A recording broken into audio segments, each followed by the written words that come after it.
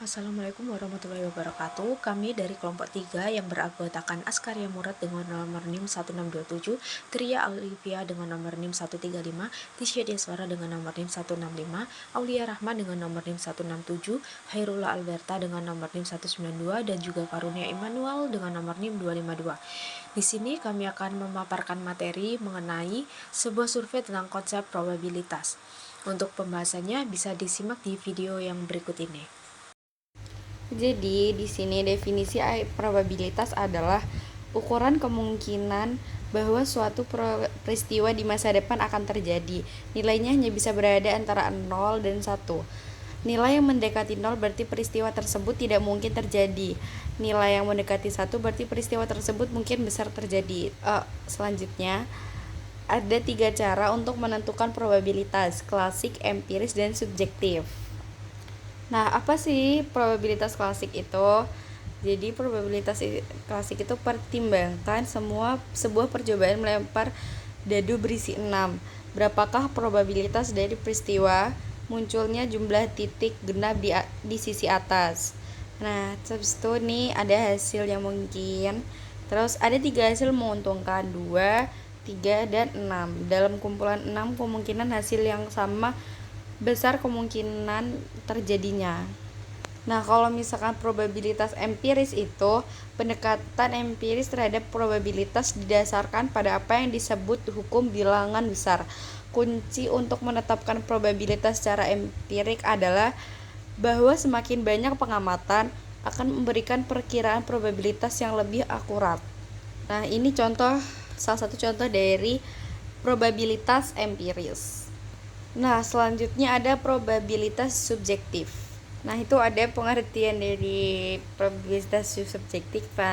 Terus selanjutnya ada probabilitas subjektif contoh. Nah, ini contohnya. Jadi kayak jika ada sedikit atau tidak ada pengalaman atau informasi masa lalu untuk dijadikan dasar suatu probabilitas, probabilitas tersebut dapat ditentukan secara subjektif. Itu tadi pengertiannya. Habis itu yang contohnya itu yang pertama, memperkirakan kemungkinan New England Patriots akan bermain di Super Bowl tahun depan. Terus habis itu yang kedua itu ada memperkirakan kemungkinan Anda akan menikah sebelum usia 30 tahun. Terus habis itu yang ketiga ada memperkirakan kemungkinan defisit anggaran Amerika Serikat akan dikurangi setengah dalam 10 tahun ke depan. Di sini saya akan menjelaskan tentang aturan untuk menghitung probabilitas. Aturan penjumlahan adalah aturan khusus penjumlahan jika dua peristiwa A dan B saling eksklusif. Probabilitas terjadinya salah satu dari peristiwa tersebut sama dengan jumlah probabilitasnya P dalam kurung A atau B sama dengan P dalam kurung A ditambah P dalam kurung B. Aturan umum penjumlahan, jika A dan B adalah dua peristiwa yang tidak saling eksklusif, maka P dalam kurung A atau B diberikan oleh rumus berikut, yakni P dalam kurung A atau B sama dengan P dalam kurung A ditambah P dalam kurung B dikurangi P dalam kurung A dan B. Contoh aturan penjumlahannya, peristiwa saling eksklusif jika terjadinya salah satu peristiwa, berarti tidak ada peristiwa lain yang dapat terjadi pada saat yang sama. Contohnya ada di sini. Lalu saya akan menjelaskan tentang aturan komplement. Aturan komplement digunakan untuk menentukan probabilitas terjadinya satu peristiwa dengan mengurangi probabilitas tidak terjadinya peristiwa tersebut dari 1. P dalam kurung A ditambah P dalam kurung A komplement sama dengan 1, atau P dalam kurung A sama dengan 1 dikurangi P A komplement. Peristiwa yang secara kolektif menyeluruh kemungkinan bersama suatu probabilitas yang mengukur kemungkinan 2 atau lebih kejadian akan terjadi secara bersamaan.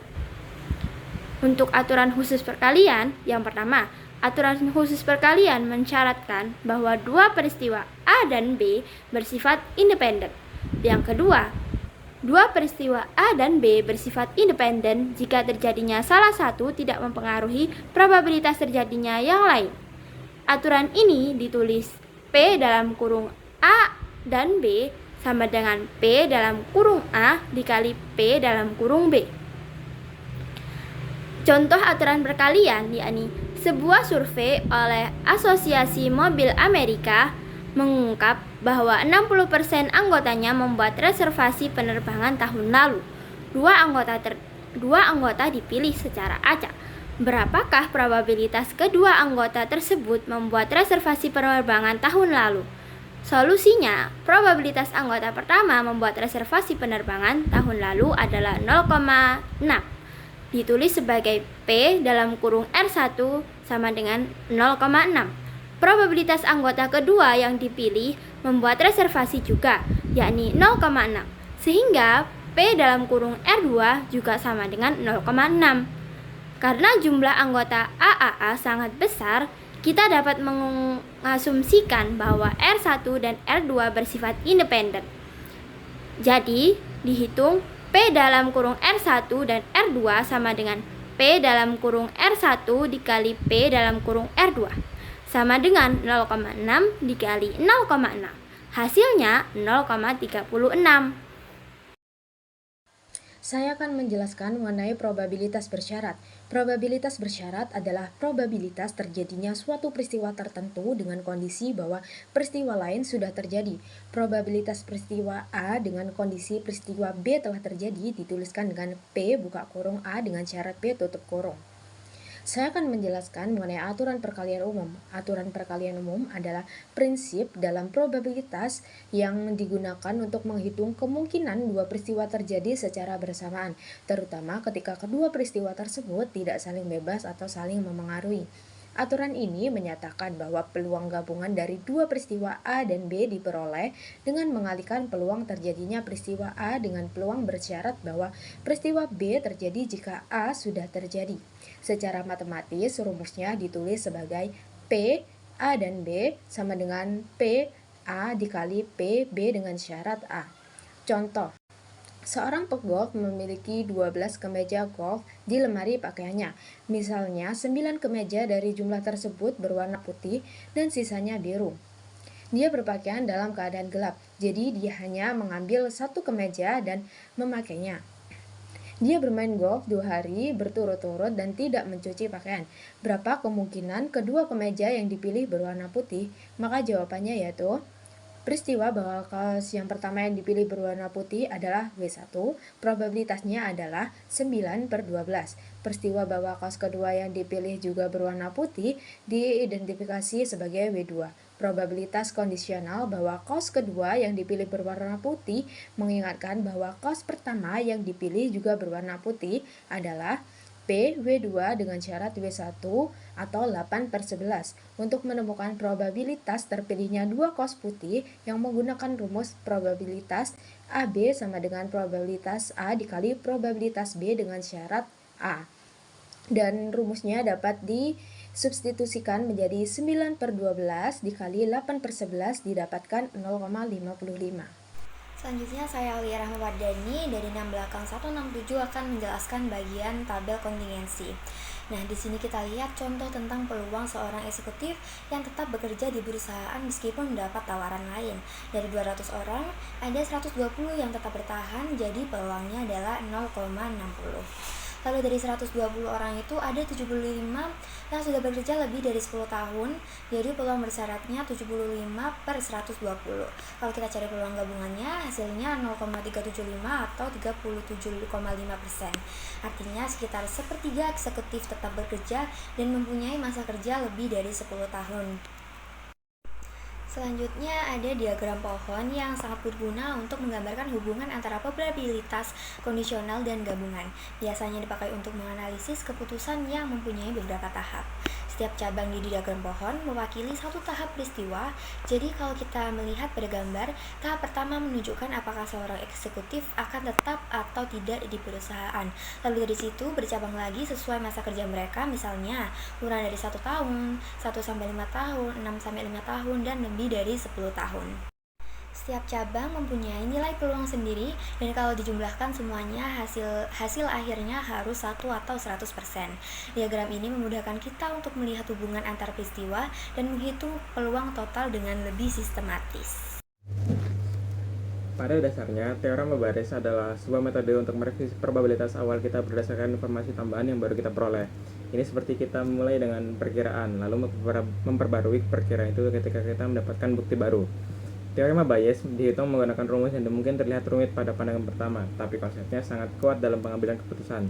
Contohnya, untuk memahami ini dengan lebih baik, mari kita lihat sebuah contoh kasus dari dunia nyata. Bayangkan sebuah produsen pemutar DVD yang membeli microchip jenis LS24 dari 3 pemasok berbeda. Yang pertama ada Hall Electronics, yang kedua ada Square Cells, dan yang ketiga ada Crawford Components. Kita memiliki informasi tentang persentase pembelian dari masing-masing pemasok. Dari Hall Electronics itu ada 30%, Square Cells itu 20%, dan yang ketiga adalah Crawford Components itu 50%. Ini adalah probabilitas awal atau prior probabilitas kita, yaitu probabilitas chip berasal dari pemasok tertentu sebelum kita tahu status cacatnya. Produsen juga tahu tentang riwayat kecacatan dari setiap pemasok. Cacat dari Hall Electronics itu 3% atau 0,03, cacat dari Square Cells itu 5% atau 0,05, cacat dari Crawford Components itu 4%, 0,04. Nah, di sini permasalahannya, semua chip dikumpulkan dalam satu wadah tanpa label pemasok. Seorang pekerja mengambil satu chip secara acak untuk dipasang, dan ternyata chip tersebut cacat. Pertanyaannya, berapa probabilitas chip cacat itu diproduksi oleh Square Cells? Kita ingin mencari probabilitas bersyarat. Probabilitas chip itu dari Square mengingat bahwa kita tahu chip itu cacat. Inilah saatnya kita menerapkan rumus teorema Bayes. Itu rumusnya adalah P dalam kurung A2 bersyarat B1 sama dengan P dalam kurung A2 dikali P dalam kurung B1 dan A2 per P dalam kurung A1 dikali P dalam kurung B1 dan A1 plus P dalam kurung A2 dikali P dalam kurung B1 A2 plus P dalam kurung A3 dikali P dalam kurung B1 A3.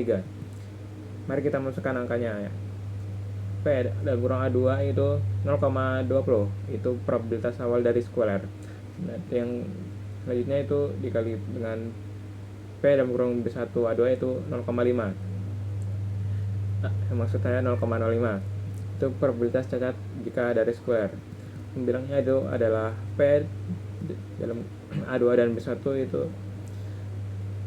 P dalam kurung A2 dikali P dalam kurung B1 A2 sama dengan 0,20 dikali 0,05. Itu hasilnya 0,01. Penyebutnya adalah total probabilitas chip yang cacat, yang merupakan jumlah dari probabilitas gabungan dari setiap pemasok. Yang pertama ada Hall 0,30 dikali 0,03, hasilnya 0,009. Square 0,20 dikali 0,05, hasilnya 0,01. Crawford itu 0,50 dikali 0,04, hasilnya 0,02. Total P dalam kurung B sama dengan 0,09 plus 0,01 plus 0,02, hasilnya adalah 0,039.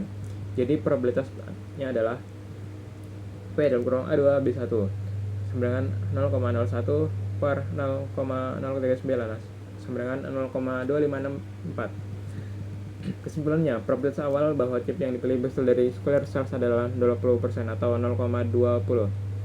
Namun setelah kita mengetahui informasi tambahan bahwa chip tersebut cacat, probabilitasnya meningkat jadi sekitar 25,64% atau 0,254.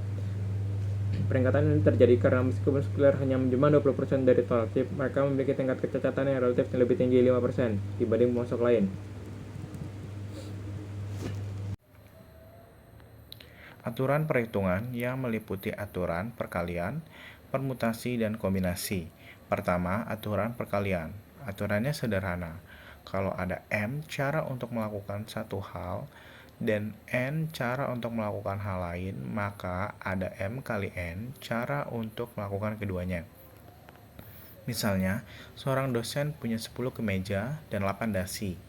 Kalau setiap hari ia bisa memilih kombinasi berbeda, berarti total ada 10 kali 8 sama dengan 80 kombinasi. Jadi, aturan ini membantu kita menghitung semua kemungkinan tanpa perlu menulis satu persatu. Sekarang kita lanjut ke permutasi. Permutasi digunakan ketika urutan itu penting. Jadi, kalau kita menyusun beberapa benda, orang atau posisi, dan posisinya tidak bisa ditukar sembarangan, itu permutasi. Contohnya, kalau pelatih basket harus memilih 5 pemain dari total 12 dan juga menentukan siapa yang jadi pemain utama, maka urutan pemilihannya penting. Pemain pertama, kedua, sampai kelima tidak bisa ditukar seenaknya karena posisinya beda. Nah, ini termaksud permutasi. Sementara kalau kita hanya ingin tahu berapa banyak cara memilih tanpa memedulikan urutan, maka itu disebut kombinasi. Misalnya, pelatih hanya ingin tahu berapa banyak kelompok 5 pemain yang bisa dibentuk dari 12 orang tanpa melihat siapa duluan. Di sini susunan A, B, C, D, E sama saja dengan E, D, C, B, A. Jadi, urutan tidak berpengaruh. Jadi, kesimpulannya, aturan perkalian yaitu menghitung semua kemungkinan gabungan. Permutasi yaitu menghitung jika urutan penting. Kombinasi yaitu menghitung jika urutan tidak penting. Dengan 3 konsep ini, kita bisa menghitung berbagai peluang dengan lebih efisien tanpa harus coba satu persatu. Sekian pemaparan materi dari kami. Jika ada salah kata, kami mohon maaf. Wassalamualaikum warahmatullahi wabarakatuh.